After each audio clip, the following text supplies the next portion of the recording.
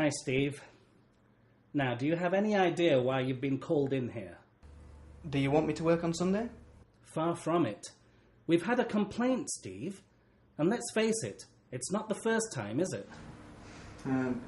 No. That's right. Now, what exactly did you say to Mr. Johnson earlier on?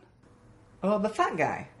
Now, Steve, as I've told you countless times before, we do not call our customers fat. It's not our place to judge, just to serve with a smile. And from what I hear, you didn't serve Mr. Johnson with a smile, did you? I'd like to hear your side of the story before I take any action. I just told him he'd had enough. I see. Would you care to explain? Well, the guy had already had the late breakfast and the big rib dinner, and he was coming back for a second round of burgers. He was sweating like crazy. He could hardly move, and I thought he was going to keel over at any minute. I just didn't feel comfortable serving him anymore, so I told him he could only have the salad. Now you see, Steve, we live in a democracy, and as such, people are free to vote and eat however they like. It doesn't really matter whether we think it's good for them or not. And I'm sure people like Mr. Johnson are fully aware of their health conditions, and therefore, if he chooses to eat the rib platter, and whatever else is on the menu for that matter, it's his choice, and we must abide by it. Should anything ever happen to him, well, that's his own responsibility. Why put the salad on the menu then? To allow people to have a choice. It's their decision, not yours.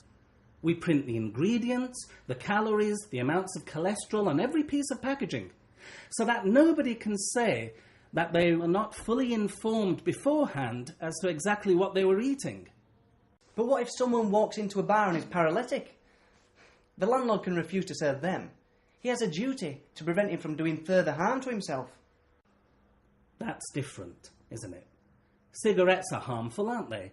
But do you see off-licenses refusing to sell them to people? Of course not, because people are fully aware of the harm they're doing to themselves. It's their choice.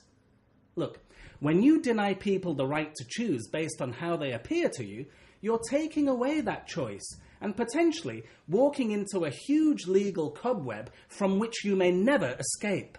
Perhaps if the damage was more obvious, shopkeepers would refuse to serve people.